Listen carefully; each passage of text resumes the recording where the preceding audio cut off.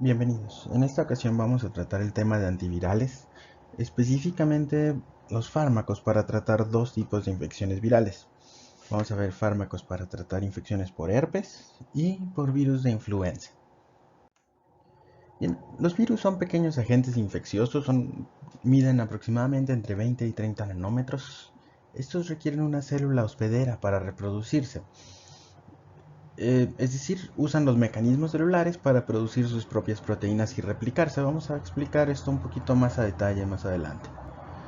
La partícula viral libre se denomina virión. Estos normalmente tienen un ácido nucleico que puede ser ADN o ARN. Tienen una cápside, que es la envoltura del material genético.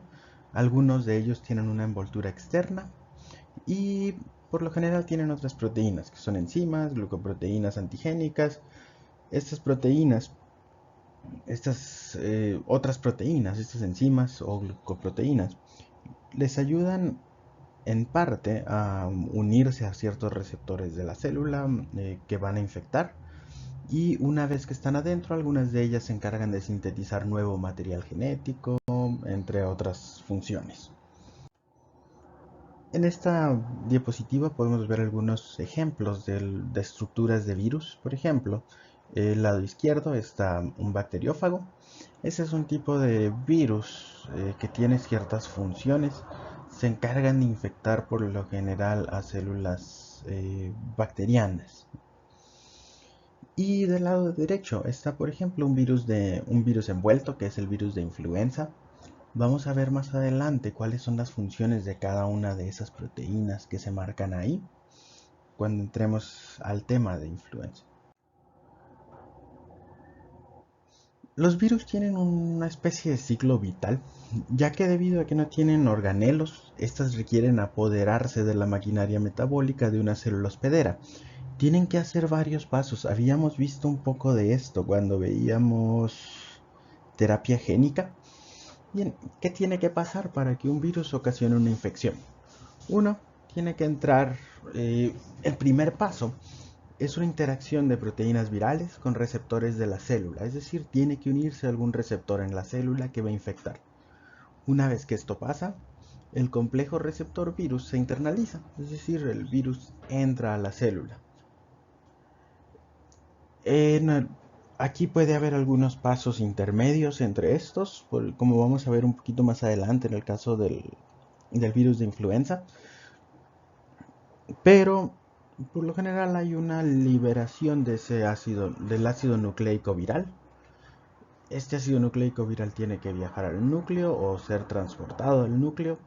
Y una vez que llega aquí, este ácido nucleico se acopla al genoma de la célula y se va a empezar a expresar ahora los genes que tiene este virus, ¿no? También. Entonces, la célula que va a empezar a producir las proteínas que van incluidas en ese ácido nucleico del virus.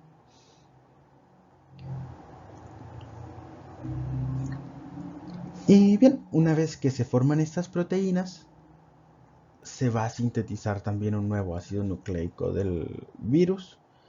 Y de esta forma, ¿qué es lo que está pasando? Bueno, el virus está ocasionando que la célula produzca nuevas proteínas virales. Estas van a utilizarse para formar nuevas partículas virales que van a salir de la célula infectada para poder infectar a otras células. La replicación viral va a ser diferente dependiendo del tipo de ácido nucleico que contenga el virus. Por ejemplo, los virus ADN, como el caso de los virus de herpes. En este caso, el ADN viral se transcribe a un ARN mensajero y este va a ser traducido a proteínas. Algunas de estas proteínas van a tener la función de síntesis de nuevo ADN viral. En el caso de los virus ARN, estos sintetizan su propio ARN mensajero o el ARN viral funciona directamente como un ARN mensajero. Ahora, una vez que estos funcionan como ARN mensajeros, se traduce, producen proteínas y algunas de estas proteínas van a sintetizar un nuevo ARN viral. Un tercer tipo de virus, los retrovirus. Estos son virus ARN que contienen una enzima llamada transcriptasa inversa. Esto lo que va a hacer, la capacidad que les da esta enzima, es sintetizar una cadena de ADN a partir de ARN. Este ADN se va a integrar al genoma de la célula huésped y una vez que está ahí se van a transcribir en ARN mensajero y nuevo ARN viral.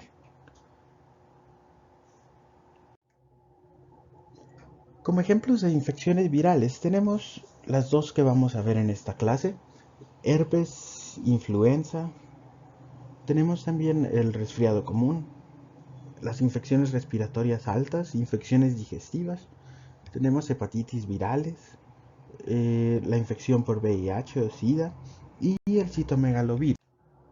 Pasando al siguiente tema, vamos a hablar un poquito acerca del virus de herpes, el tipo de enfermedades que producen y algunas características que tiene este virus, para posteriormente pasar a los fármacos que vamos a utilizar para tratarlo. El virus herpes simplex es un virus de ADN que causa infecciones de por vida. Estas se clasifican en dos tipos: el virus herpes simplex tipo 1 y el virus herpes simplex tipo 2. El tipo 1 ocasiona infecciones por contacto oral-oral y se manifiesta como fuegos labiales, aunque puede ocasionar infecciones genitales en algunos casos. El virus herpes simplex tipo 2, este ocasiona infecciones genitales y es considerado como una infección de transmisión sexual. Dentro de los fármacos que tenemos para el tratamiento de infecciones por virus herpes simplex, se encuentran los inhibidores de la ADN polimerasa. Están aciclovir, valaciclovir y famciclovir. En cuanto a la farmacocinética de aciclovir, este se administra por vía oral, vía intravenosa, y también hay formulaciones para administración tópica. La absorción por vía oral es de solo el 20% de la dosis administrada. Esto va a hacer que se requieran dosis bastante altas para el tratamiento de la infección.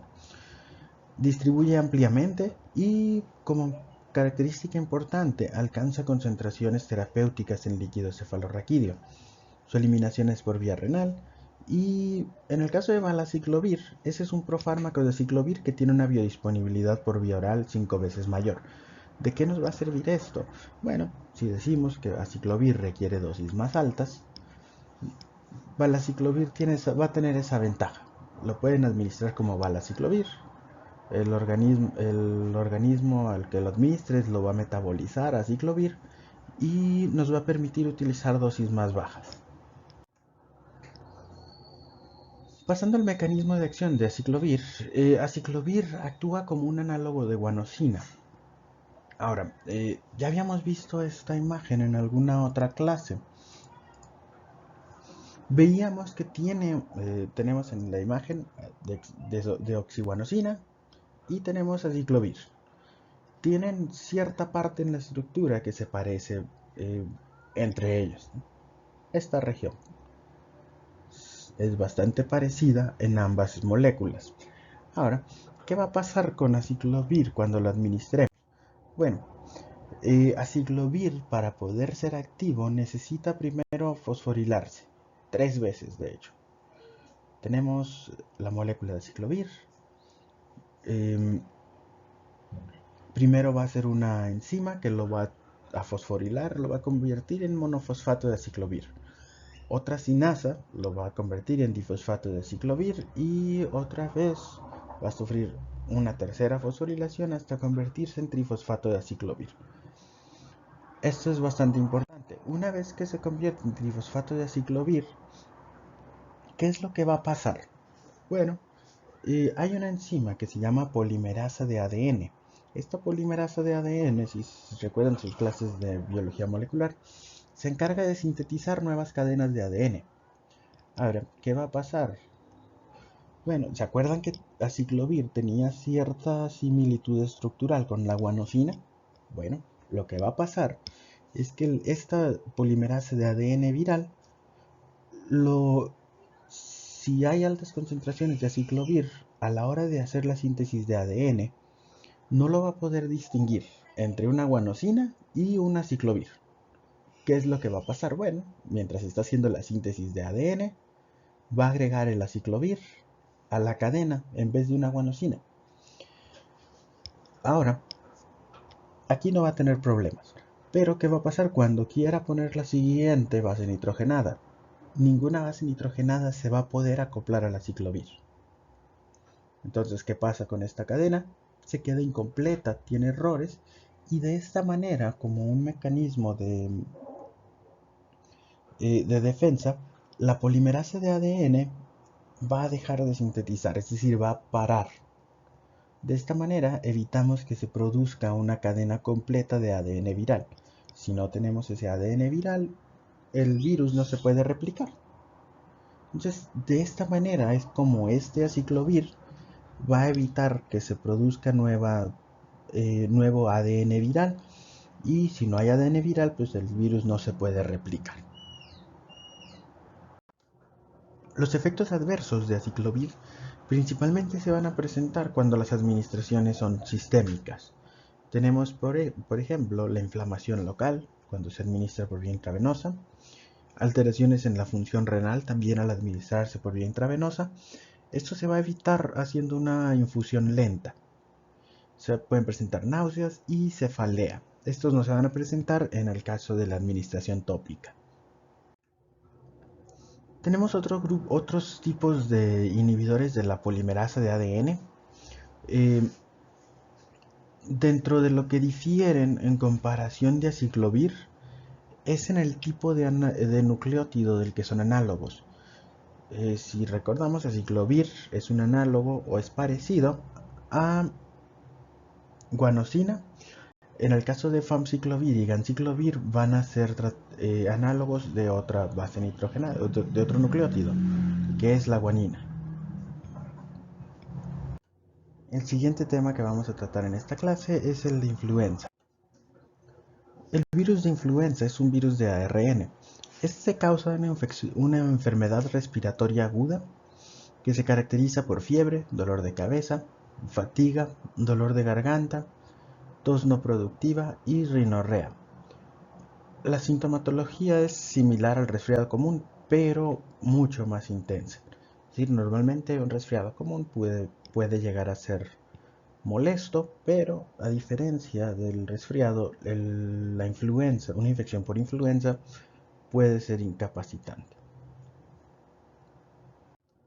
En esta imagen podemos observar la estructura del virus de influenza.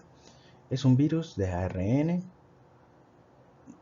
tiene una envoltura lipídica, tiene una cápside y en la envoltura tiene dos proteínas importantes a conocer, la neuraminidasa y la hemaglutinina.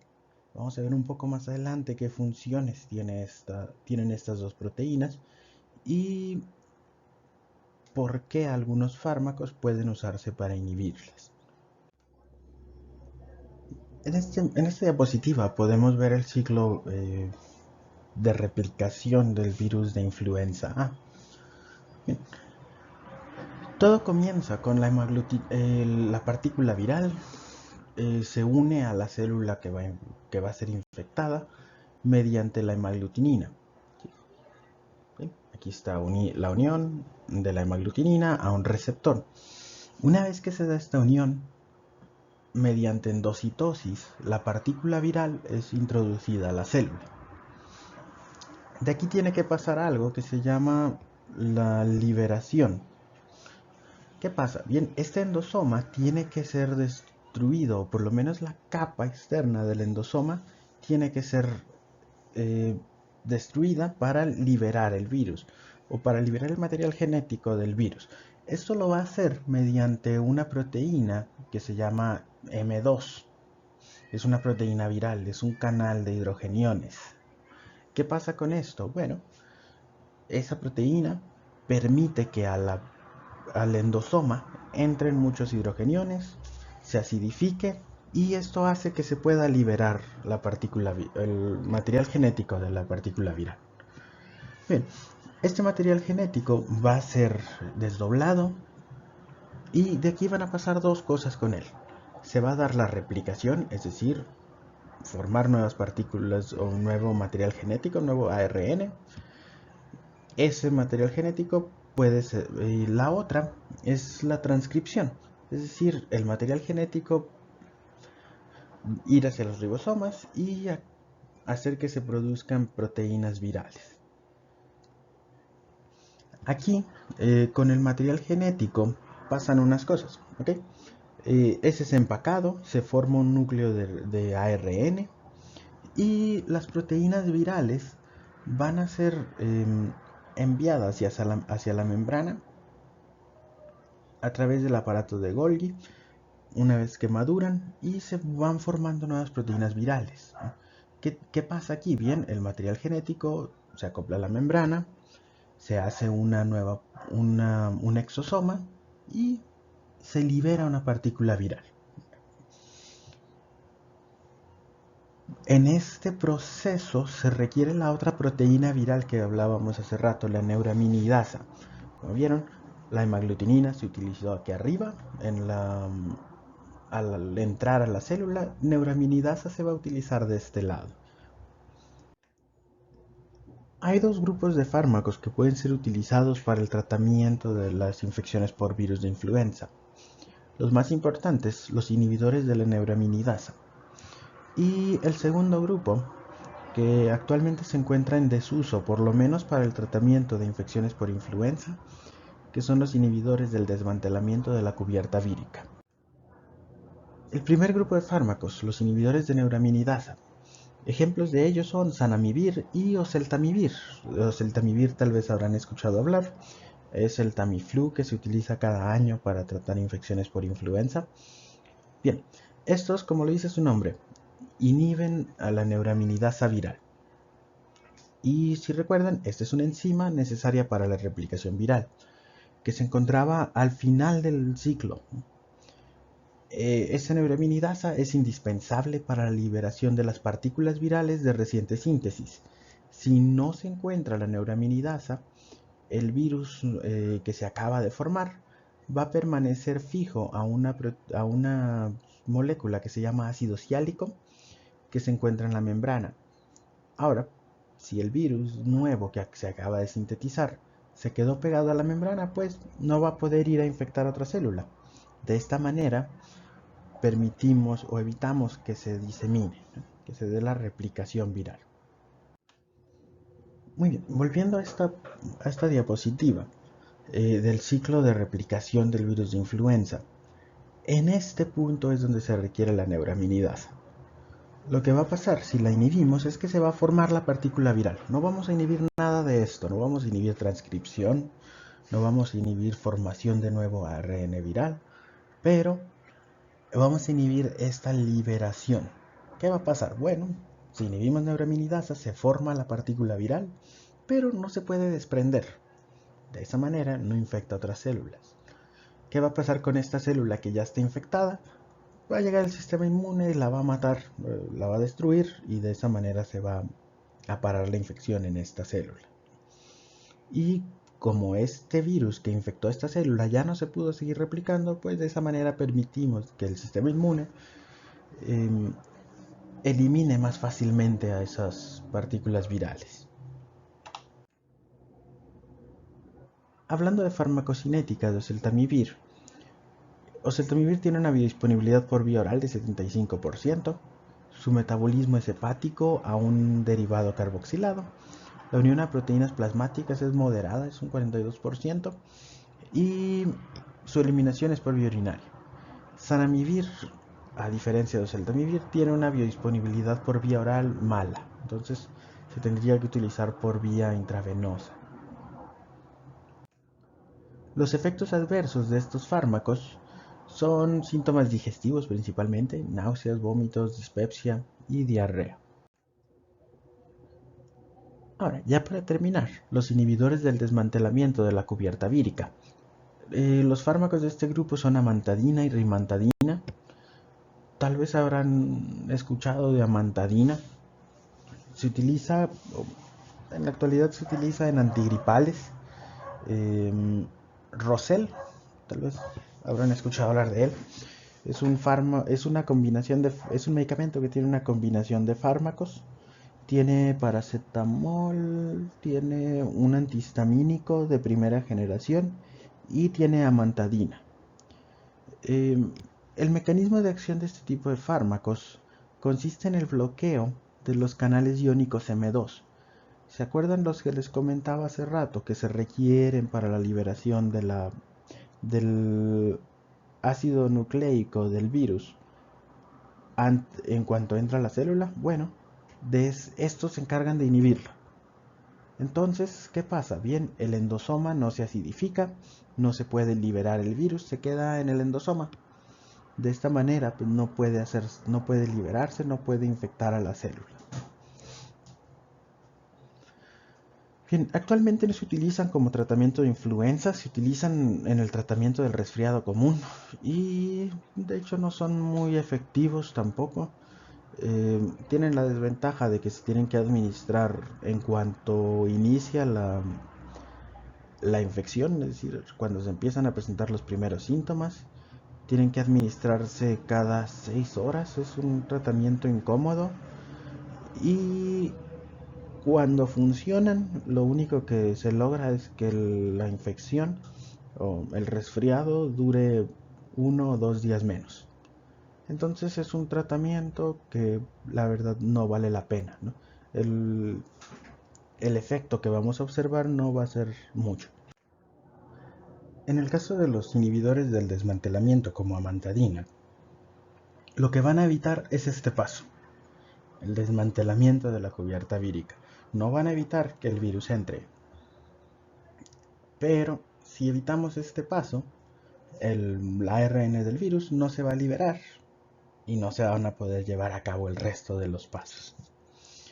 Y eso es en sí en lo que consiste el mecanismo de acción de estos fármacos.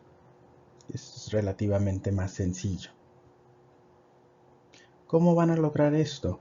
Bueno, hay una proteína, ¿no? Les comentaba hace rato. La proteína M2 lo que hace es un canal iónico. El virus lo que va a hacer es agregar esa proteína a la membrana que está formando el endosoma. Esto va a permitir que entren hidrogeniones y de esta manera se acidifica. Esto es lo que hace que se dé el desmantelamiento. Al evitar esto, simplemente el virus entra a la célula y se queda aquí. No puede llevar a cabo el resto del ciclo.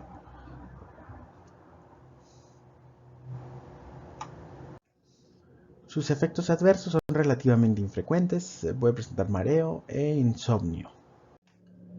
Y bien, eso sería todo por esta clase. Y voy a dejar, ya saben, un documento donde puedan poner sus preguntas y les voy a enviar un Kahoot con algunas preguntas.